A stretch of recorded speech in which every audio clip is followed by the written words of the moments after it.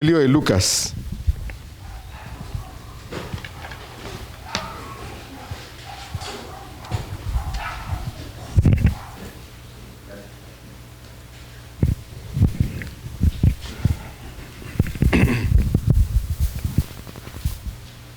Lucas 24.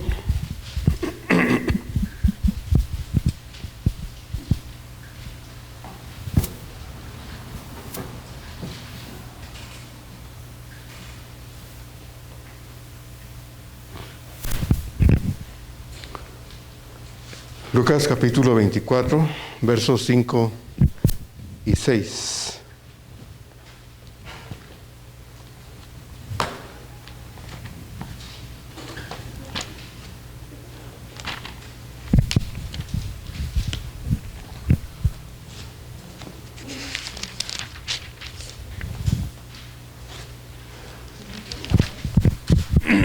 Lucas 24, 5 y 6. Voy a leer desde el verso 1 y cuando llegue al verso 5 y 6 me hacen el favor, me acompañan, por favor, hermanos. Lucas 24, 1 al 6, yo voy a leer del 1 y ustedes me acompañan en los versos 5 y 6. Dice así la palabra del Señor. El primer día de la semana, muy de mañana, vinieron al sepulcro trayendo las especias aromáticas que habían preparado y algunas otras mujeres con ellas. Y hallaron removida la piedra del sepulcro. Y entrando, no hallaron el cuerpo del Señor Jesús. Aconteció que estando ellas perplejas por esto, he aquí se pararon junto a ellas dos varones con vestiduras resplandecientes. Y como tuvieron temor y bajaron el rostro a tierra, les dijeron: ¿por qué buscáis entre los muertos al que vive? No está aquí, sino que ha resucitado. Acordaos de lo que os habló cuando aún estaba en Galilea. Amén. Amado Dios, hoy venimos a tu casa, Padre, con nuestro corazón dispuesto, como cada domingo, Señor, a reconocerte como el Señor de nuestra vida, como el Señor resucitado. Hemos creído en ti, Señor, y desde el día en que pusimos nuestra confianza en ti, nuestra fe ha crecido, Señor, y la convicción acerca de que lo que practicamos y lo que creemos y lo que hacemos, lo que somos, lo que vivimos, Señor, tiene un fundamento seguro, y es que tú, Señor, saliste de la tumba y estás hoy en nuestro corazón. Por eso, Señor, te alabamos y te bendecimos, como ahorita cantábamos, Señor. La muerte no te retuvo, no podía, imposible para la muerte retenerte en el sepulcro. Por lo tanto, Señor, un día nosotros con esperanza guardamos, cuando estemos en el hogar eterno, Señor, cuando estemos contigo, Padre, para jamás, jamás volvernos a separar de ti, Padre, porque un día regresarás por todo, Señor, y los muertos en Cristo resucitarán también. Y nos iremos para estar contigo, Padre, en cuerpo, alma y espíritu, para nunca más, Señor, separarnos de ti en aquel hogar, en aquella morada, Señor, que tienes preparada para todos nosotros, porque tú lo prometiste y tu palabra, Señor, es fiel. Y un día, Señor, también nosotros, como los que ya se nos anticiparon, Señor, estaremos contigo, Padre, para morar en la casa del Padre Celestial. Muchas gracias, Señor, por esa esperanza segura. Y porque esa esperanza tiene como fundamento el que tú estás vivo, Señor, porque resucitaste de los muertos. Gracias, Padre amado. Ayúdanos a entenderlo para que nuestra fe sea cada vez más fuerte, más segura y más convencida. Te lo pedimos en el nombre de Jesús. Amén.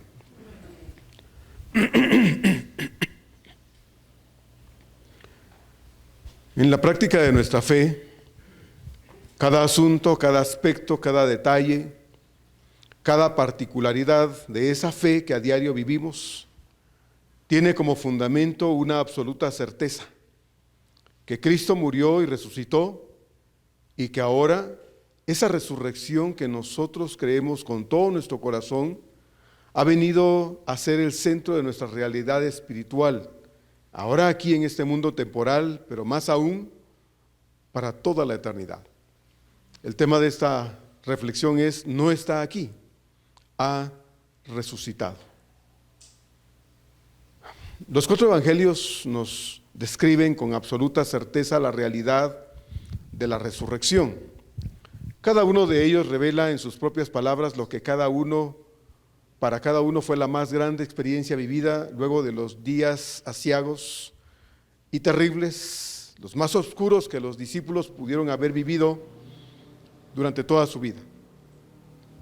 No digo que no hubiesen tenido tiempos críticos en lo personal, en lo familiar, en otras áreas de la vida, pero si ellos hubieran podido comparar lo que estaban viviendo en esos días entre que Jesús fue apresado, fue violentado, crucificado y sepultado, hasta ese momento en que ellos todavía no lo habían visto, fueron los días más terribles que probablemente ellos vivieron. La experiencia con Jesús marcó sus vidas. 3 años fueron suficientes para que esos 12 hombres pudieran experimentar con él cosas extraordinarias. Uno de ellos, no convencido, se retiró, se excluyó. Pero ese periodo de tiempo tan breve, hermanos, fue suficiente para que ellos pudiesen llegar a un fondo emocional tal que no lo pudieron comparar con nada en la vida vivido hasta ese momento. El mundo religioso de aquel entonces no quiso aceptar la realidad de la resurrección de nuestro Señor. Y no quisieron aceptarla porque, como se dijo el viernes, el odio, los celos, la arrogancia religiosa que vivían esos hombres, de ellos estaban repletos, y el odio contra el Señor Jesucristo no los dejó aceptar que Él era el verdadero Mesías. Porque si uno de ellos fue a buscarlo de noche, a preguntarle: Señor, sabemos que has venido del Señor, porque nadie puede hacer las señales que tú haces si no está Dios con él. Si uno pudo hacerlo, ¿por qué no los demás? Por eso no habló de manera personal Nicodemo, no dijo yo sé, él dijo sabemos, porque igual que Nicodemo, otros como José de Arimatea, que lo vemos también al final del proceso de vida del Señor, se atreve a ir a pedir el cuerpo del Señor frente a Pilato, no importando que supieran quién era y que lo identificaran como uno de los representantes del concilio judío. Otros tal vez creyeron en el Señor, solo que no lo hicieron público. Pero el hecho de estar llenos de odio, celosos por lo que no tenían, y Jesús sí, aunque Jesús, como dije el viernes, no vino a buscar fama,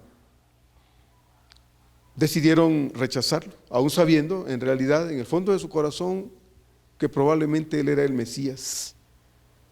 Vieron sus obras extraordinarias que nadie había hecho en el mundo, ni antes ni en ese tiempo.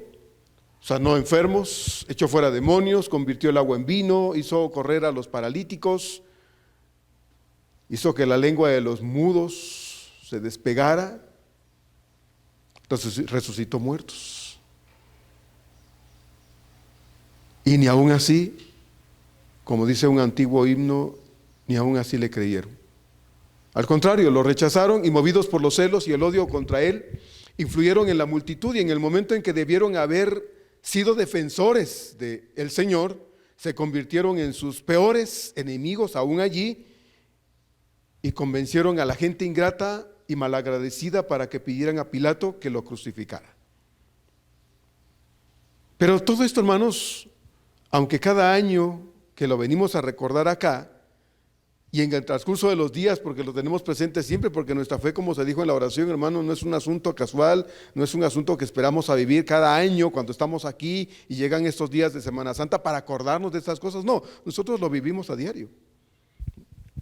Usted y yo lo recordamos todos los días, lo tenemos presente todos los días porque vivimos a través de Jesús. Nuestra fe está basada en Él, en el Cristo que vive en nuestro corazón, que está en nuestra vida, pero que está a nuestro lado, que nos prometió que no nos abandonaría y lo ha cumplido hasta hoy. Entonces, no es una fe casual, bendito sea Dios. Cada año que venimos a este templo, hoy lo hicimos a las 8 de la mañana, pero cada vez que hemos venido a las 6 de la mañana, me pregunto si la iglesia no debería reunirse a las 6 de la mañana. Todos los domingos. Si no, debería reunirse a las 8 de la mañana todos los domingos y cambiar el horario para estar aquí a las 8 de la mañana. No para decir, ay, qué bueno, pastor, que sí, yo apruebo esto porque si terminamos temprano tengo todo el día para irme de paseo. No, hermanos. Querríamos estar aquí todo el día alabando al Señor y bendiciéndolo porque Él se lo merece. Nos dio 6 días para nosotros, para hacer lo que querramos, para ir a donde querramos, para lo que deseemos, pero uno solo para Él. Valdría la pena tal vez pensarlo, ¿verdad? Porque a esto nos vamos a dedicar eternamente, hermanos, en el cielo. A adorarlo, a bendecirlo, a cantarle, a estar en su presencia, a que nos digan, pónganse de pie, siéntense, pónganse de pie, siéntense.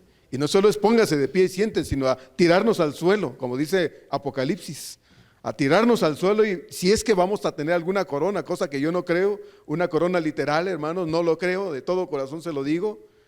Bendito Dios que no está nuestra fe fundamentada en estos aspectos periféricos. Yo creo que la corona que Dios nos ha dado ya la tenemos y es la salvación eterna que Él nos ha dado, bendito sea Él. Esa es la corona que Él nos prometió y nos la tenemos ya. Y si algo más nos ha de dar, hermanos, será ganancia. Así como lo oye usted, ganancia. Porque ¿qué merecemos, hermanos? ¿Qué merecemos? Ni aún nos portáramos derechitos desde el día de nuestra conversión hasta el día de nuestra partida de este mundo, no merecemos nada. Así es que el día que estemos con el Señor allá, dice la Escritura que estaremos rindiendo nuestras coronas a Él todo el tiempo y rindiéndonos a sus pies. No es solo parándonos, sentándonos, es tirándonos al suelo ante su presencia, y eso lo haremos eternamente. Así es que, hermanos, ¿qué más daría si estuviéramos aquí todo el día, verdad?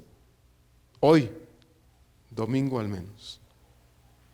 Pero todo esto tenía que suceder. Él lo había dicho en reiteradas ocasiones, pero ninguno probablemente le puso la debida atención. Y usted recordará, porque es lector de la Biblia, que el Señor en repetidas ocasiones les dijo, esto tiene que ser, el Hijo del Hombre será entregado y abusarán de Él y lo van a crucificar. Pero no le pusieron la debida atención y llegado el momento no tuvieron conciencia de las palabras ya dichas por el Señor y creyeron que todo se había acabado cuando lo vieron muerto en la cruz. Cuando lo vieron ahí colgado entre el cielo y la tierra, como si fuera demasiado inmerecedor del cielo, pero tampoco merecedor de estar aquí. Cuando lo vieron colgado en la cruz y vieron que su cabecita se fue hacia enfrente, habiendo dicho, Padre, en tus manos encomiendo mi espíritu, para ellos todo se acabó. Se cerró todo. Como dicen, dieron vuelta a la página en sus vidas.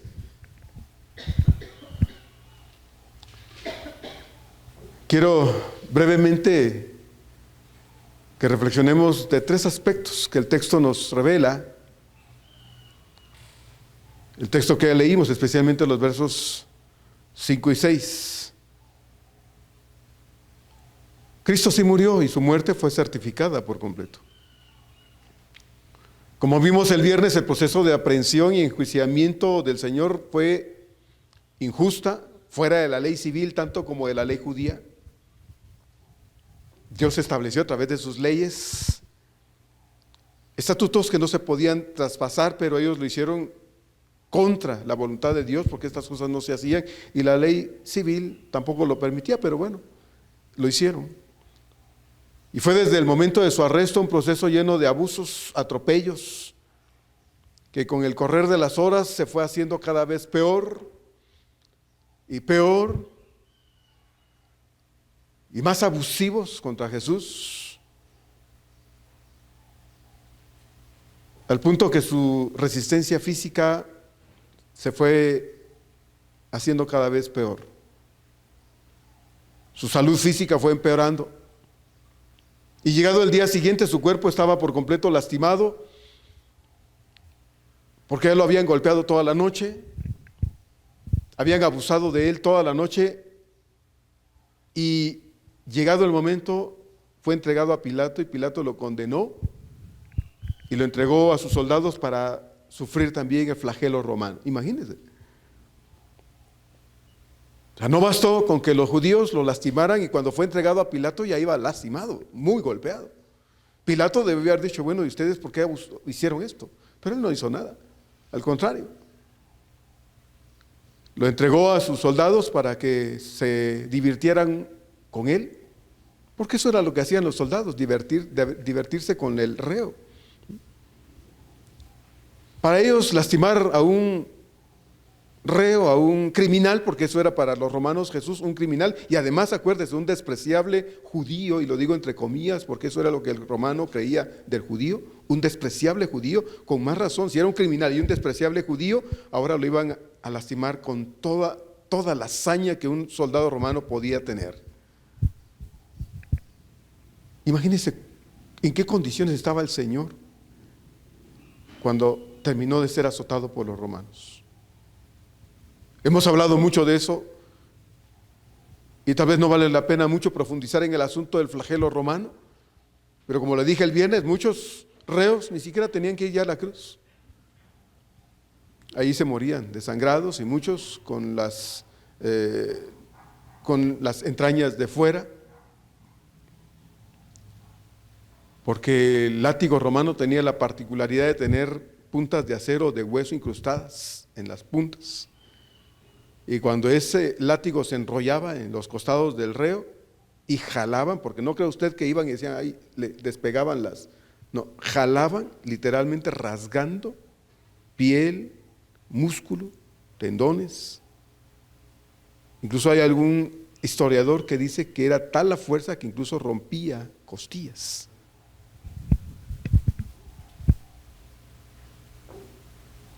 Y todo eso, hermanos, lo vivió el Señor por nosotros. Y a mí me parece extraordinario que nuestro Señor no se muriera ahí. Que Él no se muriera ahí, porque su destino no era morir amarrado a un palo romano en el patio de la casa de gobierno del emperador, del gobernador, sino en una cruz. Él no se iba a morir ahí desangrado ni con las entrañas de fuera, no, y aún así hubiera tenido la fortaleza física para llegar hasta donde debía llegar. Eso lo había dicho horas atrás cuando le dijo al Padre, Padre, si es posible que pase de mí todo esto. Él sabía lo que iba a pasar, pero fue capaz de decir, pero no se va a hacer lo que yo digo, sino lo que tú digas. Y esa disposición de Jesús, hermanos, nos debe llevar a pensar. Si Él estuvo dispuesto a sufrir por nosotros para darnos hoy esta vida que tenemos, ¿qué deberíamos estar nosotros dispuestos a hacer para demostrarle a Él nuestra gratitud? ¿No le parece? Gratitud. No pide el Señor que suba montañas, que pase ríos, que vaya a la luna y regrese con algún mensaje de Él. No, Dios pide gratitud. Salmo 103, ¿se acuerda? Es un salmo bien hermoso. ¿De qué nos libró? Dice el salmista ahí, ¿no? De nuestras rebeliones. De eso nos libró. Si consideramos todo este atropello y abuso contra nuestro Señor, ¿cómo es que muchos se han atrevido en la historia a decir, y desde ese tiempo, que solo fingió su muerte? Qué torpeza, ¿verdad? Qué torpeza es pensar que una persona lastimada a ese punto simplemente se desmayó en la cruz. Claro que murió. Y las circunstancias que vivió y experimentó durante esas horas de terribles golpizas concluyeron irremediablemente en su muerte. Juan dice en el capítulo 19 que como era viernes, y ese día era en que los judíos se preparaban para la celebración del sábado que comenzaba el viernes a las 6 de la tarde precisamente, fueron a pedir el cuerpo del Señor. Bueno, dijeron que había que quitar los cuerpos de ahí y recuerde usted que pues por lo menos los dos reos, los ladrones que estaban a los lados del Señor no se morían, entonces fueron y le quebraron las piernas a los dos, pero llegado con el Señor vieron que ya estaba muerto y entonces el soldado tomó la lanza, en vez de romperle las piernas con el palo que tenía en las manos, tomó la lanza y lo lo ensartó en su costado, y no hubo queja, no hubo ningún movimiento en el cuerpo del Señor porque estaba muerto. El soldado hizo esto, y el centurión que estaba allí encargado de la ejecución de los 3 reos, pues comprobó que Jesús ya estaba muerto.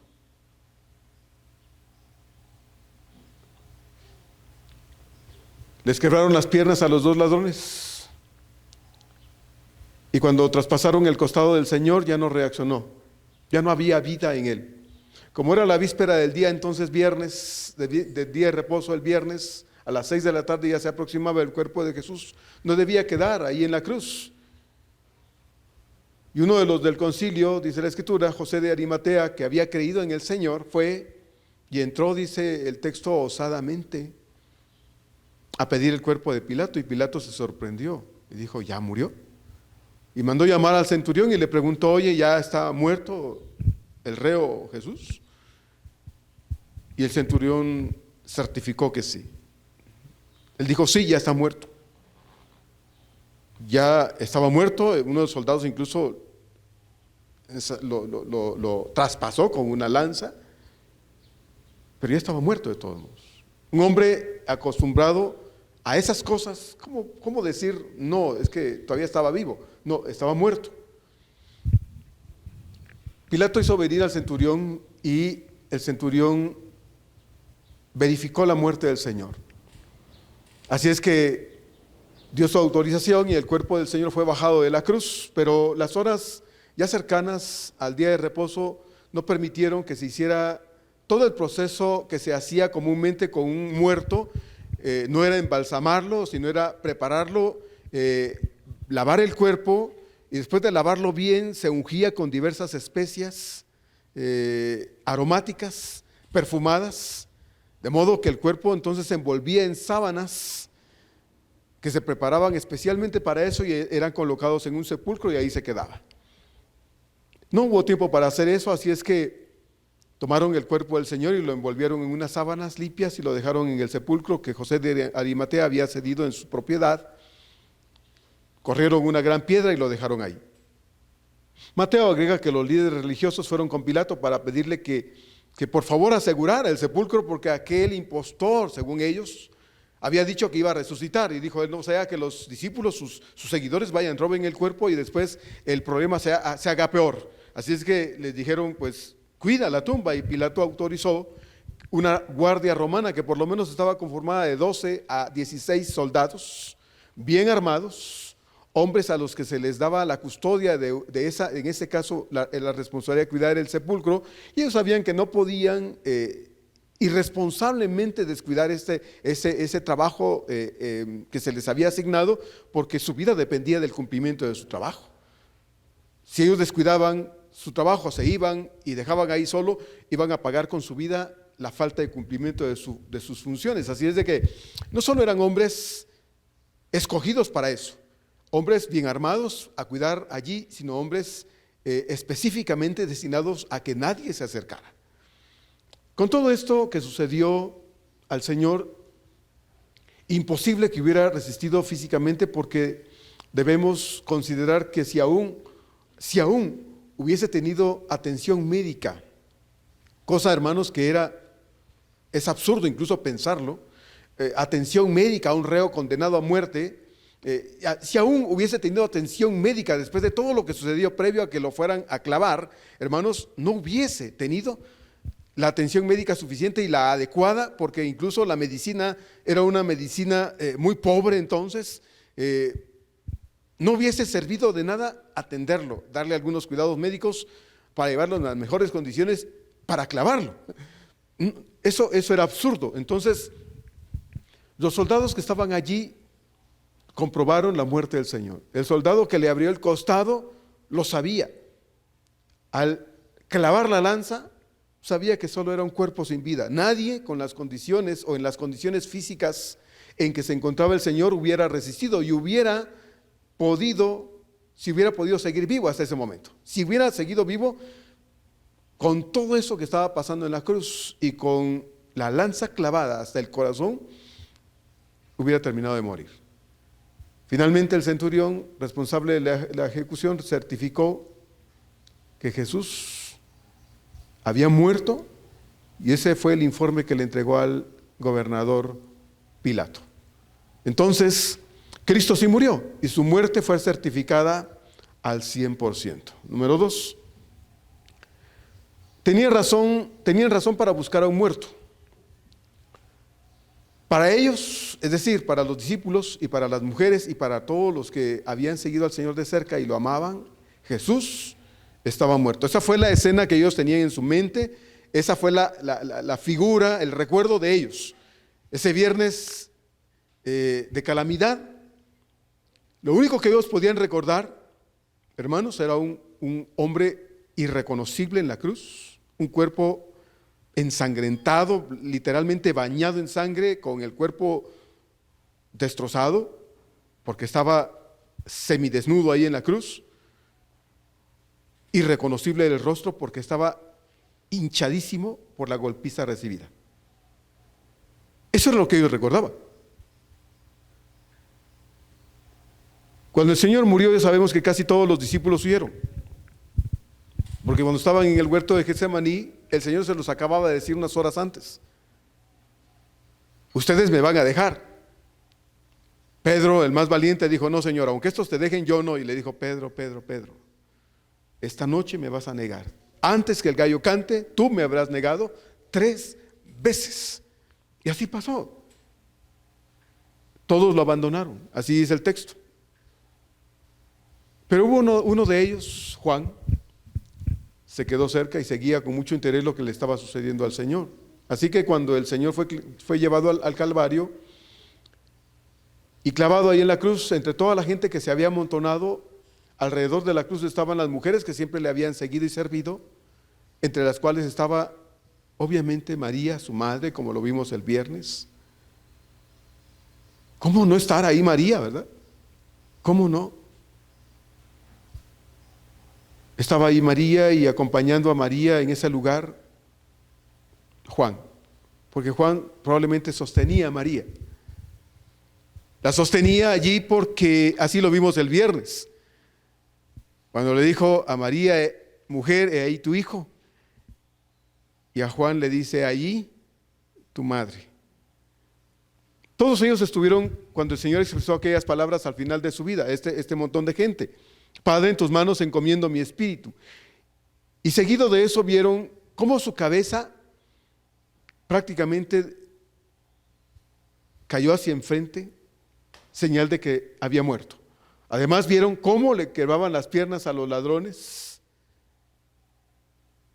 pero también vieron que no tocaron el cuerpo del Señor, no le rompieron ningún hueso, porque Él lo había dicho, ¿verdad? Para que se cumpliera la Escritura: no se romperá ni un hueso de Él, como sucedía con el Cordero Pascual, recuerda. No se rompía ni un hueso del Cordero. Así fue con el Cordero de Dios, nuestro Señor. Pero vieron cómo el soldado, sin ninguna pena, sin ninguna lástima, agarraba una lanza y la ensartó con todas sus ganas en el costado del Señor. Y no hubo ninguna queja de él, ningún movimiento, porque ya estaba muerto. Estuvieron ahí cuando José de Arimatea lo mandó bajar.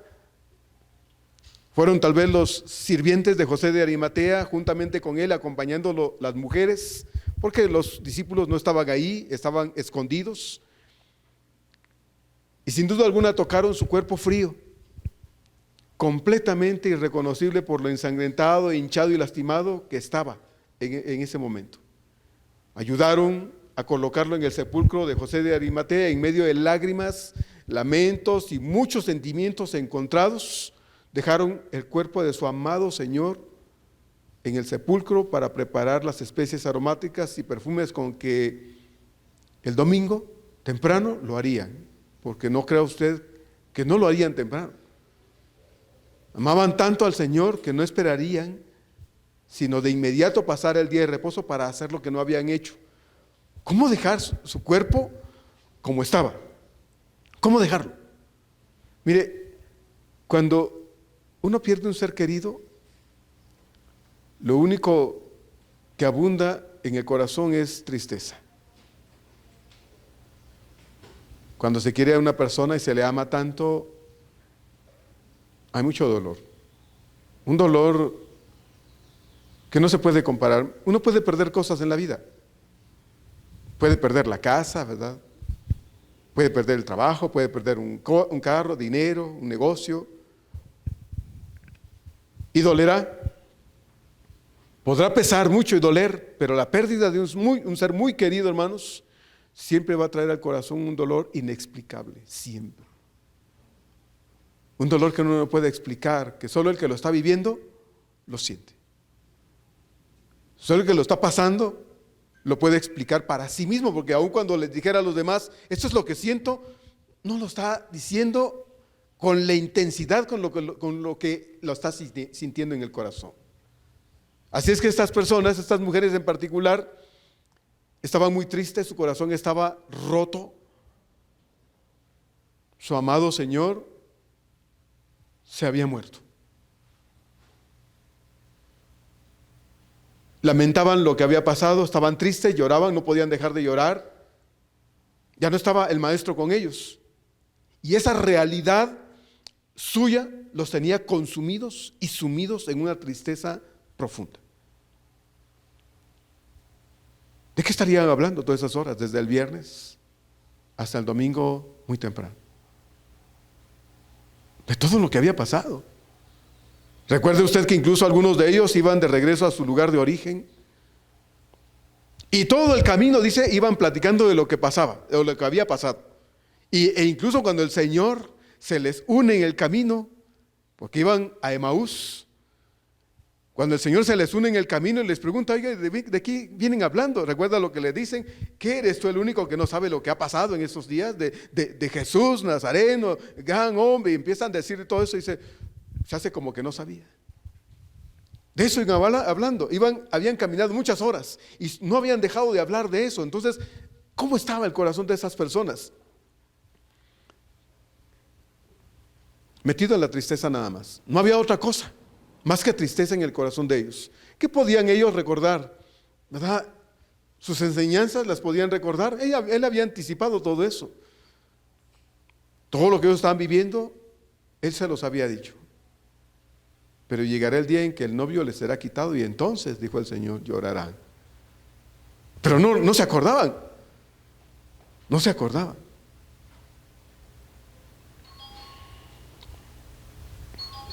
Su mente estaba por completo en la total obscuridad y con solo un recuerdo.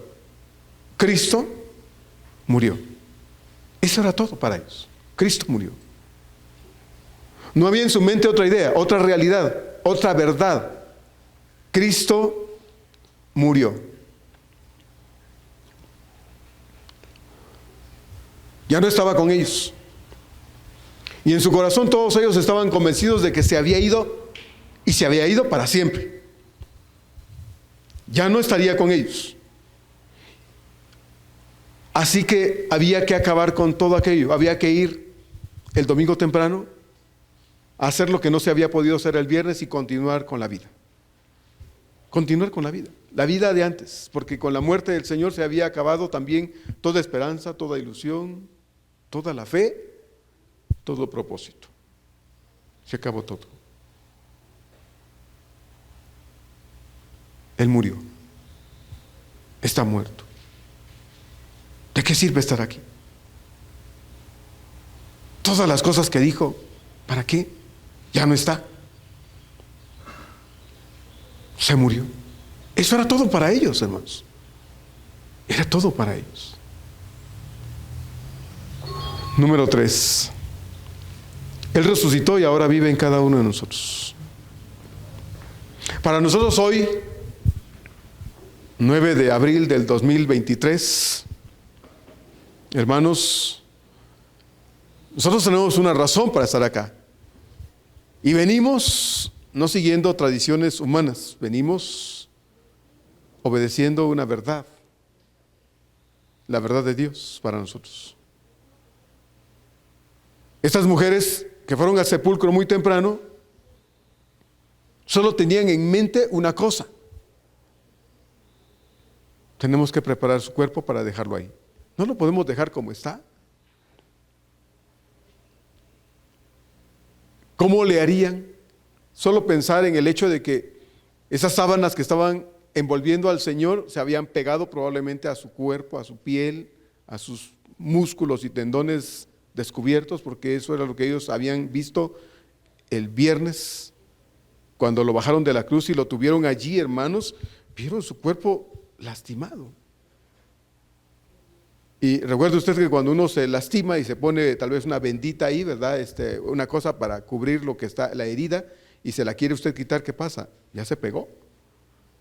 Y hay que ser muy paciente y con algunas cosas ir quitando, porque si usted pega el jalón, se arranca la piel. Y aunque no se dijo el viernes, recuerde usted que cuando Jesús fue llevado, a Pilato le pusieron un manto sobre su piel ya lastimada. Y de hecho, cuando los soldados lo lastimaron, después le pusieron una corona y le pusieron un manto. Y al llegar a la cruz, se lo quitaron. Imagínense, ¿no? Arrancaron esa tela de su cuerpo para aún lastimarlo más. Todas esas horas desde la muerte del Señor hasta las primeras horas del domingo, habiendo terminado el día de reposo, ha de haber parecido interminables, hermanos. Y el domingo muy temprano algunas mujeres decidieron ir al sepulcro, tomaron con calma, ¿verdad?, el asunto, porque había que hacer mucho trabajo en el cuerpo lastimado del Señor, lavarlo, limpiarlo y finalmente ungirlo para dejarlo ahí. Como ya expliqué, todos estaban embargados de mucha tristeza, razón por lo cual no podían recordar ninguna de las cosas que él había dicho cuando él estaba con ellos todavía. Les anticipó todo eso. En diversas ocasiones les dijo lo que iba a pasar y que era necesario, y que cuando ocurriera ellos debían recordar lo que él ya les había dicho, pero eso no sucedió. Por lo menos la parte en que ellos debían recordar, no se acordaron, no sucedió. Y todos estaban tristes habiendo olvidado todo lo que el Señor ya les había anticipado. La pregunta de los ángeles a las mujeres, hermanos, tiene mucho sentido. Y fue muy acertada, porque ellas no se acordaban de las palabras del Señor. Si ellas se hubieran acordado, no estarían allí. Hubieran estado dolidas por todo lo que le estaban haciendo, porque no era una cosa de risa lo sucedido al Señor desde el viernes. Era lamentable todo lo que habían hecho los líderes religiosos, los soldados, etcétera. Así es que, pero hubieran tenido la certeza de que, pero él dijo que iba a resucitar, pero no se acordaban. Así es de que la pregunta de los ángeles tiene sentido. ¿Por qué buscáis entre los muertos al que vive? Eso fue lo que les preguntaron en Lucas 24:5. ¿Por qué buscan entre los muertos al que está vivo?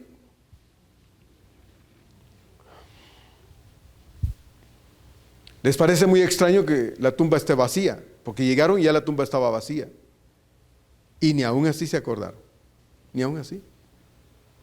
¿Cuánto, verdad, hermanos, refleja y representan estas mujeres muchas veces nuestra propia persona, ¿no?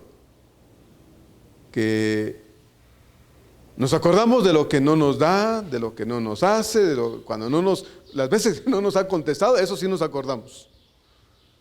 Nos acordamos de lo que creemos que Dios no ha hecho con nosotros, de lo injusto que ha sido por esto y por aquello, pero no nos acordamos de lo que sí hace, de todas las cosas que siempre nos da. Y de nuevo el Salmo 103. ¿Se acuerda que dice? No olvides ninguno de sus beneficios. ¿Cuántos beneficios recibimos de Él hasta hoy? Si hiciéramos cuentas desde el día en que lo conocimos hasta este momento, ¿cuántos beneficios nos ha dado el Señor? Mire, si usted no se acordara de ninguno, con que se acordara del más grande de todos, y es el hecho de la razón por la que estamos aquí, sería suficiente. Pero aún eso a veces lo pasamos por alto y eso lo menospreciamos, ¿sí? Aún eso lo menospreciamos, porque si lo apreciáramos de verdad, si de verdad, hermanos, la iglesia, y no digo esta iglesia bautista Fuente de Agua Viva y usted específicamente, sino cualquier cristiano, si todos apreciáramos lo que Él hizo en la cruz por nosotros, hermanos, estaríamos fielmente a su lado. llueva, truene o relampaguee. ¿No cree usted? Estaríamos ahí diciéndole: Señor, ¿cómo no agradecerte si sé lo que hiciste por mí? Si estoy consciente de lo que viviste y de lo que padeciste por mí. Yo, Señor, lo sé. Yo no sé los demás, pero yo sí. Y aquí estoy, Señor. Aquí estoy. Pero pasamos por alto muchas cosas y somos dados a olvidar. Por eso el escritor dice: no olvides.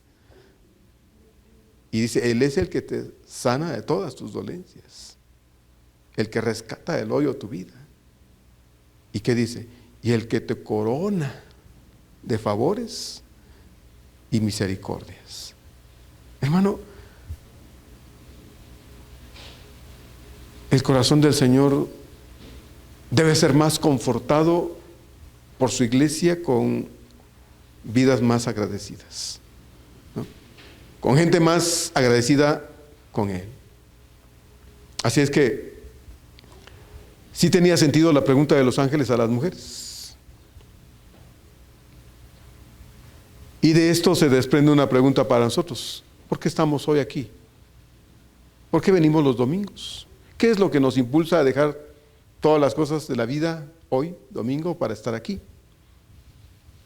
Yo quiero creer, hermanos, que no es la costumbre, aunque esta parezca buena.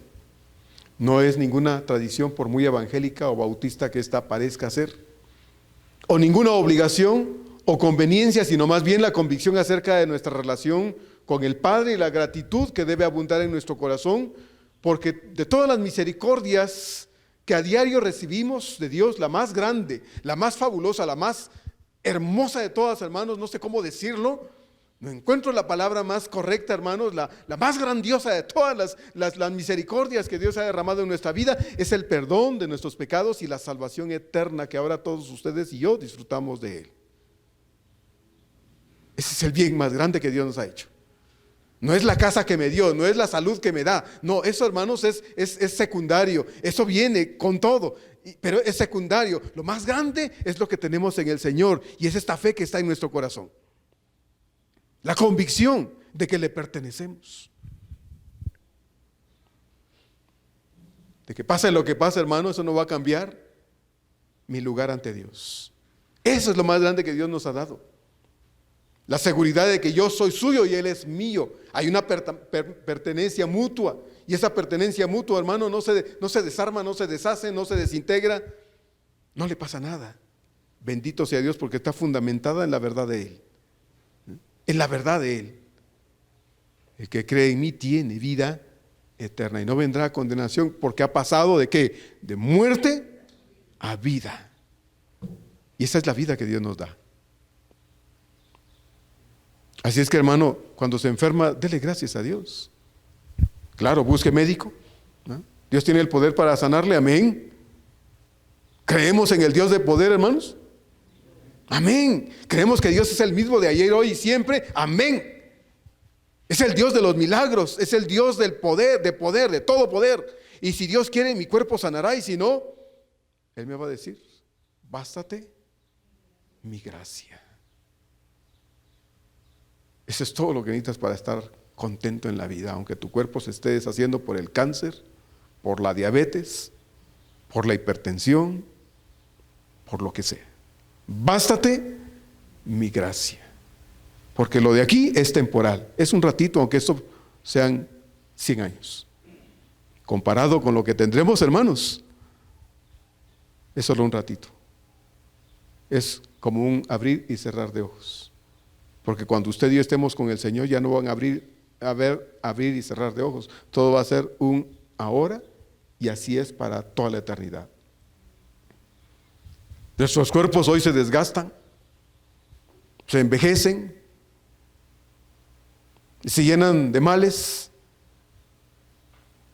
pero es temporal. Porque lo mejor viene, hermanos, cuando estemos con el Señor. Aquí vamos a quejarnos, pues sí, es inevitable que nos quejemos, ¿verdad? Nos caemos y nos rompemos todo, ¿verdad, hermana Betty? Envejecemos y todo nos duele, ya Recuerde lo que dijo el escritor de Eclesiastés. Ya no me tiene ningún placer, dice, llega el momento en que por la vejez, por las complicaciones de la edad, el ser humano va a decir, ya no me tiene ningún placer estar vivo. Ya no. Pero viene lo mejor. Viene lo mejor, hermanos. Aquellas mujeres que fueron al sepulcro muy temprano, de pronto fueron transformadas. Llegaron cabizbajas, tristes, con los ojos hinchados, todavía llorando, y más cuando llegaron al sepulcro, o se acercaron al sepulcro y recordaron el cuerpo de su Señor, cómo lo habían dejado ahí. Me imagino empezaron a chillar otra vez. Pero cuando vieron el sepulcro vacío, las cosas empezaron a cambiar. Empezaron a cambiar.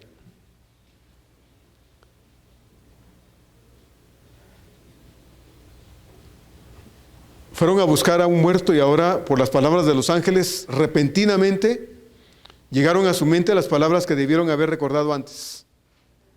Él estaba vivo. Él les había dicho, Juan 2, Él les había dicho, destruid este cuerpo, este templo. ¿Se acuerda usted? Y en 3 días lo levantaré. Los líderes judíos se burlaron de él y dijeron, 46 años llevan reconstruyendo esto y no lo terminan, y tú en 3 días lo vas a levantar. Y se burlaron de él. Pero él dice, el escritor no se refería al templo, sino a su cuerpo, hablando de la resurrección. En 3 días. Ellas recordaron estas palabras y repentinamente su tristeza se transformó en esperanza, hermanos, en gozo, porque aunque sí había muerto, ellas lo vieron muerto, lo tocaron muerto, lo dejaron muerto, también vino a su corazón toda la convicción acerca de él como el Dios hecho hombre. El Dios que había estado con ellos.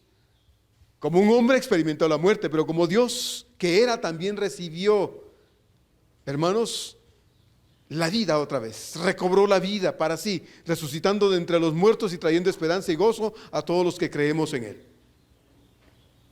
Todas sus enseñanzas, todos sus milagros, el sacrificio que hizo en la cruz, todo tiene sentido, realidad y absoluta validez solo por el milagro de la resurrección. Por eso Pablo, cuando escribe a los Corintios, en el capítulo 15 les habla acerca de esas cosas. Dice, como dicen algunos, que no es resurrección de muertos, porque si el Señor no resucitó, tampoco nosotros resucitaremos. Y si nosotros no resucitaremos porque no resucitó el Señor, nosotros somos los más dignos de conmiseración de todos los hombres. Porque si el Señor no resucitó, no hay resurrección de muertos. Entonces, dice Pablo, comamos y bebamos, porque mañana moriremos. Todo se acaba con la muerte si no hay resurrección. Por eso Pablo pregunta al final, ¿dónde está, oh muerte, tu aguijón? ¿Dónde está, muerte, tu victoria? ¿Dónde está, muerte, tu sepulcro? ¿Dónde? La gente quiere ir dice tierra santa. No hay tierra santa, hermanos. Santo es nuestro Dios. Por eso hemos dejado de cantar un himno en nuestro himnario. Dice tierra bendita y divina. La tierra no es bendita ni es divina. Divino y bendito nuestro Dios. Así es que la gente quiere ir allá, a Israel. Quieren ir a ver el sepulcro vacío. ¿Para qué ir allá a ver un sepulcro vacío, hermanos? Si usted tiene a Cristo en su corazón. Dice Cristo que estuvo ahí, salió. ¿Y ahora está dónde, hermanos? Aquí está, en mi corazón y está en su corazón. No necesito ir a otro lado a buscar y ver un sepulcro vacío. Vaya a darse una vuelta aquí al cementerio, a cualquier cementerio, hay muchos sepulcros. Creo que están llenos de huesos y de gusanos y de podredumbre. Pero el sepulcro de nuestro Señor está vacío. Porque ese Cristo que estuvo ahí está ahora aquí. Aquí está, en mi corazón y en su corazón. Todas las enseñanzas, todos sus milagros, el sacrificio que hizo en la cruz, todo tiene sentido, realidad y absoluta validez solo por el milagro de su resurrección. Hermanos, nosotros estamos aquí hoy festejando. Eso es lo que hacemos, festejando al Cristo que resucitó. Venimos cada semana a este lugar a adorar, a celebrar a nuestro Señor. Por eso cuando venimos de casa y alguna cosa pasa en el camino, en casa, y nos ponemos malhumorados, algo sucede y cambia nuestro estado anímico, hermanos, debemos pedirle al Señor: cámbiame, porque voy a ir a estar en tu presencia, voy a adorarte, Señor, y no puedo llegar con mi cara larga, con mi enojo, con mi malestar. Si algo sucede en el camino, Señor, ayúdame que cuando entre a tu casa, yo entre, como dice tu palabra, con alegría, con sacrificios de alabanza, Señor, porque yo vengo a adorar al Cristo vivo, al Cristo resucitado, porque venimos a adorar al Cristo que estuvo muerto, pero vive y permanece para siempre. Venimos a festejar al Cristo que resucitó. A eso venimos, hermanos, a este lugar. Nos amamos, nos apreciamos y venimos a tener una relación fraternal entre nosotros. Sí, es parte de esto, bendito sea Dios, porque no somos piedras aquí frías, inertes, sin ninguna emoción. No, somos gente transformada, gente que ha sido cambiada en el poder de Dios y que nos ha unido el Señor a esta familia espiritual. Pero venimos específicamente a adorar al Señor. A eso venimos. Solo a Él celebramos, solo a Él nos rendimos de todo nuestro corazón, solo a Él reconocemos como Señor de esta iglesia, al Cristo triunfante, al Cristo victorioso, al Cristo vivo. A Él reconocemos como el Señor de la iglesia, porque Él vive para siempre, y porque Él vive, yo también vivo. Yo también vivo, y usted, hermano, también. Bendito sea Dios. Oremos. Amado Padre, en esta mañana damos gracias por esta seguridad, Señor. En verdad, Padre, ¿qué podemos decirte, Señor? No hay palabra, Dios, en el lenguaje humano que exprese lo que sentimos, Señor, en relación con esta gratitud que llena nuestro corazón, Señor, cuando recordamos, no como mero conocimiento, sino como la experiencia que hemos tenido, Señor, en ti, de que fue necesario todo lo que padeciste, Señor, porque así fue necesario que hicieras. Llegaste a este lugar, a este mundo. Viniste aquí, Señor, a este mundo para poder ser como nosotros, un ser humano, y un día llegar hasta la cruz. Y todo esto, Señor, que fuiste capaz de padecer por nosotros, lo hiciste por amor. Hoy nosotros, Señor, te damos las gracias, porque tú, Señor, resucitaste, y porque tú vives, también nosotros tenemos vida en ti, y lo creemos con todo nuestro corazón. Señor, que el enemigo no nos engañe, porque no nos puede robar nada, Señor. Lo que tú nos has dado no nos puede quitar nada, pero sí nos puede engañar y envolver, Señor, en sus mentiras para hacernos creer mentiras y perder de pronto el gozo de la salvación que nos diste. Señor, no dejes que eso pase.